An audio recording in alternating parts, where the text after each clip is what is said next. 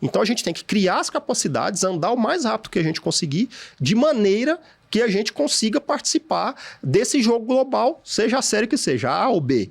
Mas não acho que é a C. Hugo, o Plano Brasileiro de Inteligência Artificial, o PBIA, ele tem pelo menos 5 eixos. E eu queria entender um pouquinho mais do que já saiu do papel desses eixos. Mas antes de você responder, eu tô com a minha cola aqui, eu vou contar um pouquinho para as pessoas que ouvem a gente do que são esses eixos. O primeiro eixo é transformar a vida dos brasileiros. O segundo é equipar o Brasil com infraestrutura. O terceiro é desenvolver modelos avançados de linguagem em português. O quarto é formar, capacitar, requalificar pessoas em A.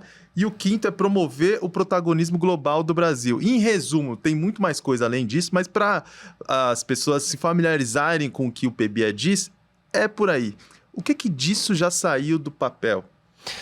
Bom, Elton, como vocês sabem, a questão da IA é uma questão muito complexa nos dias atuais, né? Então a gente tem muita coisa que a gente tem feito todos os dias praticamente, né?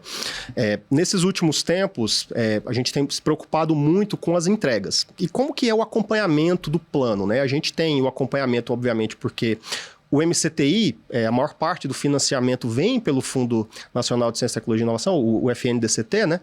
E a partir do FNDCT, a gente acaba tendo um controle sobre o que está acontecendo e os caminhos, né? Muito recurso vai pela FINEP, coisas do tipo. Entretanto, a gente tem o CIT Digital, que já foi falado aqui, inclusive por outros entrevistados, né, que tiveram por aqui, que é o Comitê Interministerial para a Transformação Digital. Ele criou um grupo de trabalho que é o GT do PBIA. E esse GT se reúne mensalmente sob coordenação do secretário executivo do MCTI, que é o secretário Luiz Fernandes, apoiado pelo meu chefe, o secretário Henrique Miguel. E dentro disso a gente faz rodadas, né, para tentar avaliar o que está acontecendo em cada um dos lugares, né? Porque o plano, de fato, se a gente pega, ele não é um plano só do MCTI, tem ações de 20 e tantos ministérios, se você for pegar. Então, a gente pode citar várias coisas que já aconteceram nesse caminho. Essa semana mesmo, vocês viram, né, acompanharam aí, a gente teve um aporte substancial de recursos, por exemplo, pelo CNPq, né, e aí em bolsas produtividade, em bolsas, né, acadêmicas, em projetos, né, como o Universal do CNPq, a CAPES investindo um recurso sistematicamente elevado aí para formação de pessoas. Pela FINEP, a gente também tem aí a abertura de novos INCTs, FINEP e CNPq, né, novos Institutos Nacionais de Ciência e Tecnologia, para dar um exemplo, né, de uma instituto. A gente tinha um ano passado, que foi lá na Federal de Pernambuco, no SIM, né, para ser mais exato, coordenado pela professora Tereza Ludermir, que é uma das nossas grandes pesquisadoras do campo aí no Brasil. E temos outros, né? Esses novos INCTs, abriu alguns aqui em São Paulo. Então a gente tem andado. CPAs, como vocês conhecem, Diogo, né, tá lá no NIC, conhece bem essa questão dos CPAs. Então a gente tem uma série de coisas acontecendo. Só que as coisas não acontecem, obviamente, de um dia para o outro. A gente está com foco hoje, que eu acho que é o que todo mundo quer saber, e provavelmente deve ter uma pergunta dessa aqui: cadê o supercomputador? Né? Então, a gente está trabalhando diuturnamente, já tem recursos separados para isso, para fazer isso. Então, a gente está cuidando dessas entregas. Né? A gente já tem, por exemplo, processos de formação e capacitação, coisas que a gente gosta muito de fazer. Né? A nossa secretaria, CETAD, ela cuida da lei de TICs, né? Que é a antiga lei de informática. E essa lei de TICs, ela conta muito o processo de formação. Então, a gente tem tido um aporte vigoroso, sobretudo utilizando recursos do PPI, né, do Programas Prioritários, em informática, de forma que a gente consiga formar e capacitar pessoas através das ICTs. E eu tenho até uma colinha aqui que eu trouxe, Elton. Vou até falar aqui para você algumas entregas muito legais aqui, porque é tanta coisa, cara. Por exemplo, atualização do Santos Dumont, do supercomputador, que é o maior supercomputador do Brasil hoje. Vamos falar em detalhes sobre isso. Vamos lá, daqui a pouco. O Residência em TICs, 140 mil capacitados na Residência em TICs IA. Como vocês também falaram aqui com o secretário Rogério Mascarenhas, com quem a gente trabalha muito, o projeto Inspire, 390 milhões de reais para cuidar da infraestrutura nacional de dados, aplicações que envolvem IA também.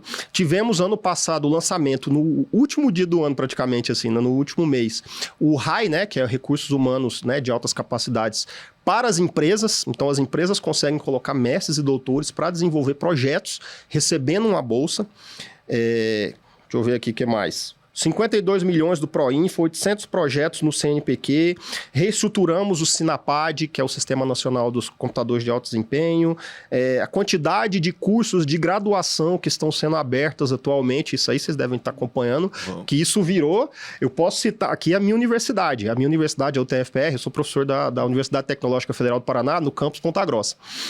E nós, no final do ano, ao apagar das luzes, o MEC autorizou a abertura de 13 cursos de tecnologia em IA, que vão ser cursos de base tecnológica, né? Ou seja, tecnólogos, né? Mais curtos, e um curso por campus. Ou seja, nós estamos falando de 13 cursos novos. Só no Paraná? Só na UTFPR. Nós temos mais a Universidade Federal, tem as universidades estaduais, a UEL, a UEM, o Centro, então, tem muitas coisas acontecendo ao mesmo tempo. E tem um número, já que vocês gostam de número e spoilers, né? Mas não é spoiler, isso aqui é dado, né? Para a inovação empresarial, que é onde está a maior parte dos recursos que nós estamos pensando em aplicar dentro desse projeto, já foram alocados mais de 6 bilhões de reais em empréstimos e subvenções, sobretudo do BNDES e FNDCT via FINEP. Então, assim, isso é um pouco daquilo que a gente tem. Antes de vir para cá, eu estava reescrevendo minha colinha, né? Colocando as coisas. Eu falei, cara, é tanta coisa para falar. E realmente, estar aqui no Tilt, no Deu Tilt, é legal para a gente. Por quê? Porque isso tira um pouco do governo, tira um pouco da academia e traz um pouco para a sociedade, para entender o que está acontecendo. Nós estamos trabalhando muito.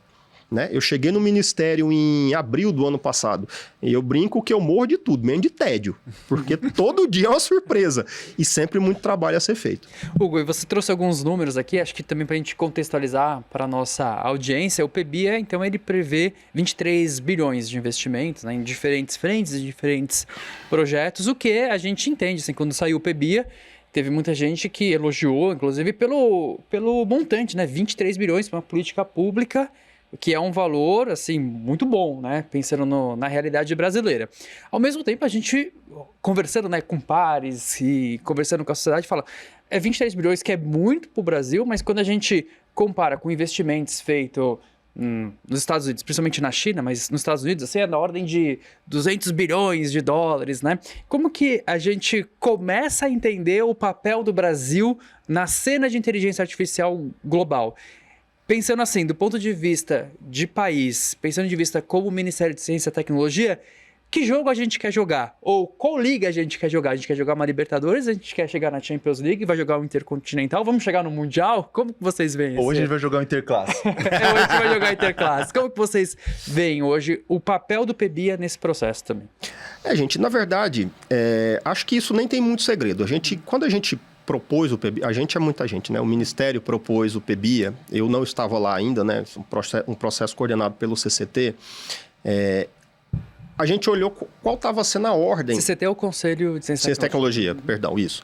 E muito coordenado pelo nosso secretário executivo, né? Obviamente com assessoria e com acompanhamento absolutamente total da ministra Luciana, minha chefe. E a gente olhou o seguinte, se você pega na primeira versão do PBIA que foi divulgada, né, aquela que foi apresentada na conferência em 2024, você vai ver que é o seguinte, Estados Unidos e China estão num poder e num patamar tecnológico, não só tecnológico, mas financeiro, que não tem como a gente falar que vai disputar de maneira igual. Se existe uma Champions League, inclusive, eles disputam sozinhos. Né? Nem a Europa tem essa capacidade toda de conseguir. Não, e quando a gente fala... É um intercontinental entre eles. É isso. E se você pensa nessa perspectiva, não é justo a gente também falar que amanhã a gente vai competir. Vamos pegar o seguinte, quando você olha a questão do ecossistema de IA por completo, tem como a gente se comparar com a China, a quantidade de pessoas, de engenheiros, de cientistas de computação e o poder de comprar máquinas, o avanço tecnológico que a gente estava discutindo. Então, vamos fazer chip? Nós queremos disputar o mercado de chip para IA? Cara, a gente ainda está bastante distante disso. Porém, historicamente, o Brasil perdeu muitas ondas tecnológicas, como a gente sabe disso. Há, inclusive, correntes de pensamento e de governos que pensam que, sim, nós temos que ser uma grande potência que vende commodities e se a gente precisar de coisas importadas de alta tecnologia, a gente compra. Essa não é a visão do presidente Lula. O presidente Lula... Eu me lembro, e essa informação é interessante, na conferência de 2010, eu ainda era estudante, estudava aqui em Campinas, o presidente Lula falou assim, olha, eu não entendo muito de alta tecnologia, mas eu sei o seguinte, se você pegar uma caixa desse tamanho, cheia de chip, ela vale muito mais do que não sei quantos hectares, alqueires, se for lá de Goiás, né? Não sei quantos alqueires de terra plantada com feijão, com arroz, com milho, com soja. Então a gente tem que olhar para isso daqui. Mas há quem ache que não é esse o caminho. Então o Brasil precisa jogar o jogo que lhe cabe. Né?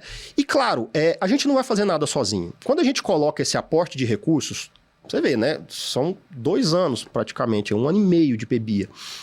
O aporte de recursos estava na casa daquilo que era aplicado na França, na Europa, na Inglaterra, na Alemanha, que era da ordem de 5, 6 bilhões de dólares.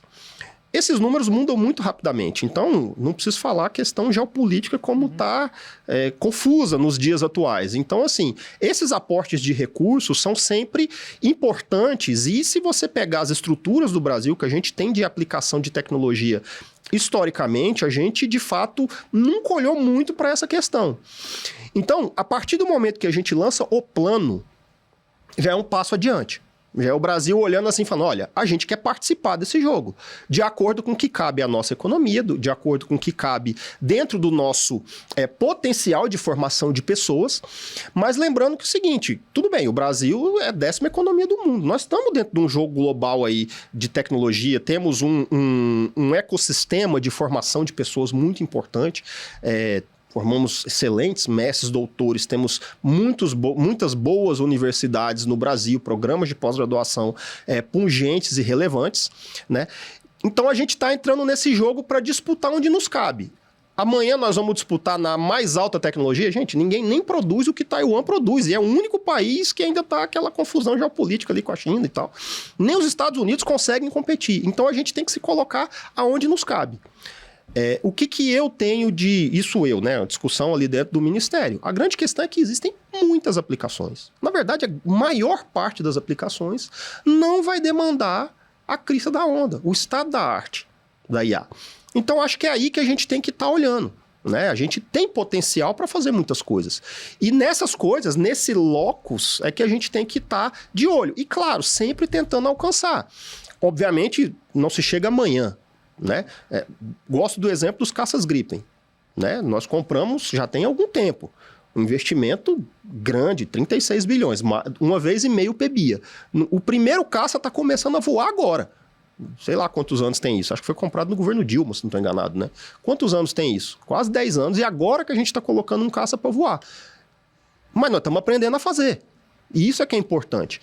Então, o jogo que o Brasil vai jogar, o jogo que o Ministério enxerga que a gente está dentro é esse. Então, a gente tem que criar as capacidades, andar o mais rápido que a gente conseguir, de maneira que a gente consiga participar desse jogo global, seja a série que seja, A ou B. Mas não acho que é a C, porque o Brasil também é um líder mundial e a gente, com certeza, está no quartil superior dos países com maior desenvolvimento tecnológico.